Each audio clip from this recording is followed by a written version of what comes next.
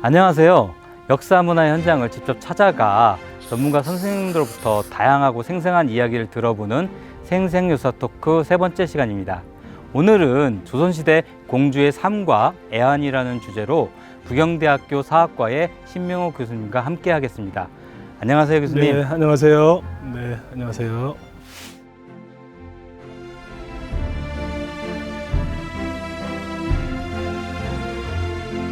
조선시대 공주는 왕이나 세자에 비해서 조명이 되지 않았는데요. 그래서 오늘 이야기가 더 기대가 됩니다. 오늘 어떤 이야기를 들려주시게 될까요? 네, 그래서 오늘은 이제 그 공주가 태어나서 사는 곳, 경복궁, 그리고 시집가서 사는 곳, 진흥선원, 그리고 공주와 관련된 다양한 유물이 있는 곳, 고궁박물관, 이 세 곳을 통해서 공주의 삶을 생생하게 알아보려고 합니다.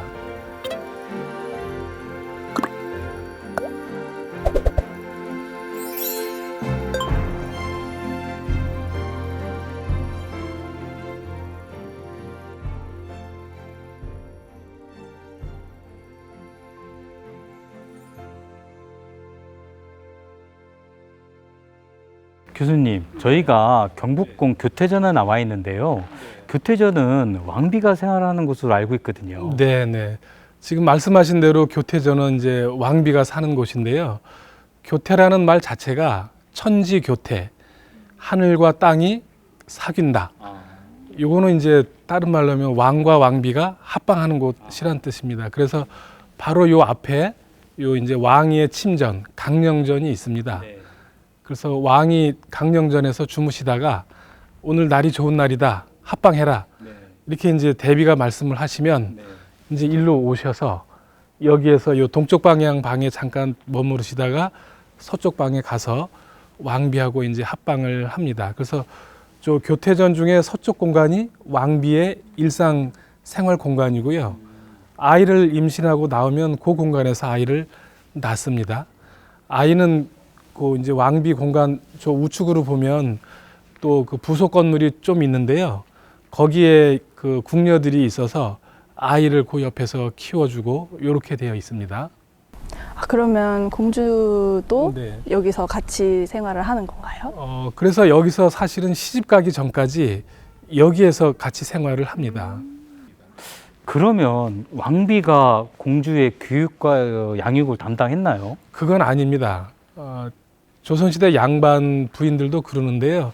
아이를 낳고 만약에 여기서 공주를 낳았다 그러면은 그 왕비는 또 왕비의 일이 있어요. 그래서 석 달만 그 엄마 수요를 하고 나머지는 유모가 들어와서 이제 공주 뭐 여기 또 아들을 낳으면 왕자 이런 아이들 양육을 하죠. 그래서 아이들 양육은 유모하고 다른 그 궁녀들이 많이 배속이 되어 있습니다. 그래서 왕의 딸을 공주라 하기도 하고 옹주라 하기도 하던데요. 네, 어떤 네. 차이가 있는 건가요? 네, 그거는 이제 왕의 배우자가 그 본부인이 있고 첩이 있기 때문에 그렇습니다. 왕의 본부인은 이제 왕비지요. 왕비의 딸을 공주라고 했습니다. 근데 왕의 첩, 후궁들의 딸들이 있는데요. 요 교태전 뒤에 후궁들이 있습니다. 후궁은 뒷집이란 뜻이에요, 말 그대로. 교태전 뒤에 사는 첩들. 그 첩들이 나면 그 첩들을 옹주라고 해서 이제 구별을 했습니다. 네, 그래서 이 궁궐에는 왕 말고 또 성년 남자가 사는데요. 세자가 여기 살고 있습니다. 궁 앞에, 요 앞에 동궁이라고 있거든요. 세자도 아빠랑 똑같이 본부인이 있고 첩이 있습니다. 그래서 세자의 본부인이 난 딸은 군주, 세자의 첩이 난 딸은 현주. 이렇게 구별을 해서 공주, 옹주, 군주, 현주 이렇게 나눴습니다. 사실 저희 아빠가 엄청 딸바보시거든요. 좋겠다. 이렇게 예전에도 이렇게 네. 딸바보셨던 왕이 네, 계셨을까요? 조선시대 최고의 딸바보는 영조입니다. 딸을 너무너무 이뻐했어요. 화완옹주, 화평옹주. 그래서 딸들이 눈에 들으면 뭐 아들 본 척도 많고 이렇게 하는데요. 나중에 사도세자 죽인 다음에 그 화완옹주라고 하는 딸이 있었는데 이 딸이 옆에 있으면서 시집 갔다가 남편이 죽어서 궁중에 들어와 있거든요. 아빠 옆에. 모든 말을 이 딸이 시키는 대로 완전 딸바보. 그래서 정조도 그 화완옹주 때문에 쫓겨날 뻔했습니다. 그런데 어떻게 해서 간신히 정조가 왕이 되는 그런 많은 궁중 비사의 주인공이 영조인데 그게 딸에 대한 편애, 딸바보 같은 편애 때문에 그렇게 됐죠. 신하들이 말리질 못합니다. 지금까지 교수님이 그 조선시대 공주, 옹주 얘기를 해주시는 걸 듣다 보니까 과연 공주들이 실제 입었던 옷이나 생활했던 물건들이 궁금해지는데 저희가 자리를 국립고궁박물관으로 옮겨서 더 자세한 얘기를 듣도록 하겠습니다.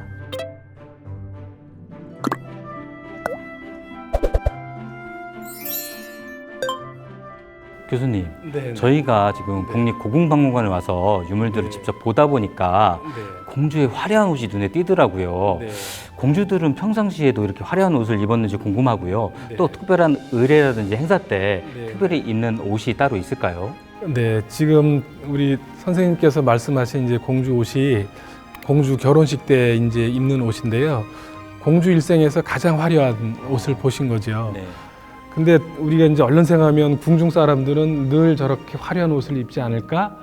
이렇게 생각하는데 이 조선이 유교 국가이기 때문에 평상시에는 아주 검소한 옷을 입습니다. 다만 이제 어떤 특별한 행사가 있을 때, 의례가 있을 때 자기의 신분을 나타내는 그런 옷을 입거든요. 그래서 옷에는 궁중 이 사람들의 옷에는 그 사람들의 신분을 나타내는 무늬가 가장 중요합니다. 왕 같은 경우는 용으로다가 왕을 상징하고요. 네.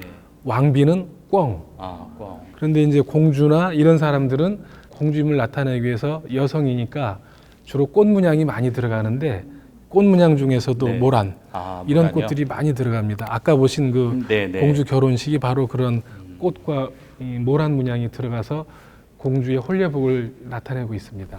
왕실 여성이 네네. 사용하던 인장들도 지금 전시가 되어 있는데요. 네. 공주도 그럼 인장을 사용을 했나요? 그렇습니다. 인장도 보통 사람들은 조선시대 노비 같은 사람들은 인장 자체가 없습니다. 그래서 그분들은 옛날에 이 손도장을 네. 찍었거든요. 네. 그런데 이제 이 궁중에 있는 분들은 높으신 분들이니까 자기를 나타내는 도장이 있습니다. 그래서 공주가 될 때 받는 게 뭐냐면 공주에 임명된다는 임명장을 받습니다. 종이. 그리고 그 공주를 상징하는 도장을 받습니다. 그건 이제 왕도 똑같아요. 그래서 왕 같은 경우는 이 거북이 문양이 새겨진 금도장을 가지고 있습니다. 그게 이제 어보이고요. 공주 도장이 찍힌 이제 자료들이 있어요. 그래서 네모가 난 이제 예를 들어 덕온 공주도 하면 덕온 공주인 이런 식의 도장을 받거든요. 공주가 태어나자마자 공주가 아니고 인장을 네, 네. 받아야 공주가 된다고 하셨잖아요. 그렇습니다. 그래서 그러면 궁중 안에서 네. 이 이제 공주의 삶이 둘로 나뉘는데요. 아빠가 왕이고 엄마가 왕비잖아요. 네. 그래서 이제 왕과 왕비의 딸로 태어나면 바로 공주냐 이렇게 생각할 텐데 그게 아니고 그냥 딸로 태어나면 그냥 딸입니다. 그래서 궁중에서는 아들이든 딸이든 처음에 태어나서 네. 공주나 또는 그 대군으로 임명되기 전에는 그냥 아기씨라고 불렀습니다. 몇몇 아기씨. 네. 첫째면은 첫째 아기씨, 둘째면 둘째 아기씨 이런 식으로 불렀거든요. 그래서 그 아기씨로 살다가 보통 10살 전후에 공주에 책봉됩니다. 그러면 공주라고 하는 증명이 있어야 되는데 그게 공주 임명장이 있고 공주 도장 이걸 받아야 공주가 됩니다. 그러면 공주가 되면 이제 그 어떤 공주방이라고 하는 조직의 대장이거든요. 그래서 공주가 되면 자기 몫에 재산 분할이 나오고 여러 가지 그 소속 사람들 직원들도 나오고 이래서 공주방의 대장으로서 이제 삶을 살게 되죠.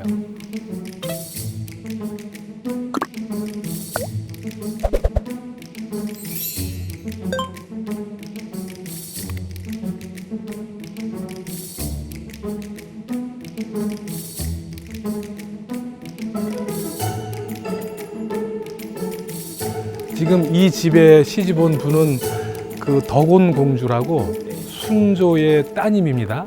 남편은 남영이라고 해서 윤의신이라고 하는 분이에요. 덕은공주는 그 순조가 돌아가신 다음에 그 큰아들 효명세자가 일찍 죽어가지고 손주 헌종이 어려서 왕이 됐거든요. 그래서 순조의 왕비, 순원왕후라고 하는데 그분이 수렴청정을 했습니다. 그래서 여기 이 시집온 덕은공주가 다른 공주에 비해서 16 늦은 결혼을 했는데 그 아버지 장례 3년 치르냐고 늦어진 거예요. 근데 결혼할 때는 엄마가 넘버원 실세 대왕 대비마마시잖아요. 그래서 조선시대에서 진짜 한다 하는 가문 중에서 남영희를 고르고 그 부마한테는 위라고 하는 벼슬을 줍니다. 그래서 남영위라고 하는 게 이제 위하면 조선시대 부마라는 뜻이죠. 그래서 딸 보고 싶어서 궁궐 앞에 가까이 이 집을 지어줬어요. 이 집이 원래부터 여기 있던 게 아니고 창덕궁 앞에 있었고 아주 그때 잘 지은 집입니다. 대왕 대비가 이제 자주 이 집에 드나들고 한 거죠. 근데 그 덕은공주가 시집 갔다가 첫 딸 낳다가 딸도 죽고 자기도 죽어가지고 이 남영희가 이제 혼자 된 거죠. 이 넓은 집에 자기 혼자 있고 나머지 궁녀들하고 이제 환관들이 있는데 그 자주 궁궐에 들어가서 장인장모 보기도 그러고 그러니까 일루다가 뭐라 그래야 될까요? 옮겨왔습니다. 옮겨오면서 그 집을 뜯어가지고 일로 그대로 와서 지은 거예요. 그렇게 여기 오래 살다가 남영희 애가 없잖아요. 그래서 나중에 양자를 들여요. 그래서 그 양자가 이 집을 관리하다가 이제 식민지 때 나라가 망하잖아요. 그때 왕족들이 잘 되는 왕족이 별로 없어요. 다 망하고 뭐 해서 이 집이 돌고 돌아서 이 집을 마지막으로 가지고 있던 분이 김진흥이라는 분이에요. 그래서 그분이 이걸 불교 재단에 기부를 해서 여기 아직까지 이렇게 남아 있고 요게 그래서 지금 진흥선원이라고 되어 있습니다. 근데 이 집이 만약에 계속 창덕궁 앞에 있었다면 개발하냐고 이게 없어졌을 텐데 기구한 역사 때문에 이게 기구하게 이렇게 살아남아 있습니다. 지금 절로. 이 얼른 보면 양반집 같기도 하고 또 아닌 것 같기도 합니다. 원래 그 조선시대 양반 가옥은 요 집을 놓고 앞쪽에 남자의 공간 사랑채를 놓고 뒤쪽에 여성의 공간 안채를 놓거든요. 그래서 요건 지금 안채인데 양반집하고 다른 건 앞에 사랑채가 없다는 거잖아요. 그러니까 양반집하고 매우 다르고요. 안에 들어가 보니까 안에 그 복도나 이 마루 구조는 궁궐 구조로 되어 있습니다. 그래서 양반집도 아니고 궁궐도 아니고 둘이 적당히 섞였는데 왜 이렇게 됐느냐? 이 공간은 안채의 공간이고 공주의 공간입니다. 그러니까 공주가 그 시집을 갈 때 아빠 엄마가 이제 왕하고 왕비잖아요. 그래서 궁녀 서너 명하고 그 환관 몇 명을 딸려서 보내줘요. 그러면 이 공간에는 공주가 여기 와서 산다 그러면 요 안채의 궁녀가 저 공주가 살죠. 양측 이 이제 부속 건물에는 궁녀가 살고 있는 거죠. 여기는 완전히 여성의 공간입니다. 그런데 만약에 사랑채를 요 앞에다 이렇게 놓으면 요 사랑채 그리고 부마가 산다 그러면 부마 공간에는 부마뿐만 아니라 누가 있냐면 환관이 이제 서너 명이 있는 거예요. 그러면은 이 같은 공간 안에 궁녀와 환관이 같이 섞이게 되거든요. 그거는 아주 큰 일입니다. 게다가 공주가 이제 시집을 가면 가끔씩 왕이나 왕비가 딸이 보고 싶잖아요. 그러면 이 딸 집에 와요. 앞에다가 사랑채를 만들어 놓으면 왕이나 또는 왕비가 저 대문으로 이렇게 들어올 때 그걸 지나서 가야 되는데 뭔가 부담스럽죠.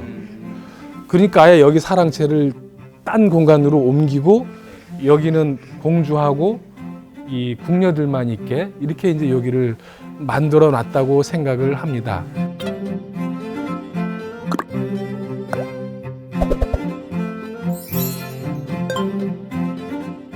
지금까지 조선시대 공주의 삶과 애환이라는 주제로 이른 아침부터 늦은 시간까지 다양하고 재미있는 이야기를 해주신 교수님께 진심으로 감사드립니다. 감사합니다. 다음 시간에는 국립민속박물관의 김창일 학예 선생님과 함께 파란만장한 해양문화 전파의 역사, 제주 해녀와 육지 해녀에 대해서 알아볼 예정인데요. 다음 시간에도 많은 관심 부탁드리겠습니다. 감사합니다. 근래 이제 봤는데 그 화협옹주 묘에서 이제 출토된 네네. 그 화장품들을 이렇게 전시가 돼 있는 거 봤었거든요. 네. 그래서 혹시 이런 공주 마마들은 또 특별한 이런 화장법들이 있었는지 또 네네. 궁금해요. 그 조선시대 우리 양반 문화, 유교 문화에서 여성들의 화장은 사실은 별로 권장되지 않았습니다. 그래서 진하게 하는 화장을 후장이라 그래요. 후장. 아주 여기 진하게 막 색조하듯이 막 하고 두텁게 하는 그 후장인데, 후장을 했다 그러면 그건 누구냐? 조선시대의 기녀들입니다. 기녀들. 그래서 화장을 진하게 하면 이 뭐랄까 화류계에 있는 여자다 이런 생각을 했어요. 그래서 양반 계층이나 궁중에 있는 여성들은 화장을 하긴 하되 한 듯 만 듯. 그게 노하우입니다. 그걸 박장이라 그래요. 10개 해서 했는지 안 했는지. 화장품 자체도 이쁘지만 그 화장품을 담는 그릇들, 그게 아주 이뻐요. 그리고 담는 세트가 아주 이쁘죠.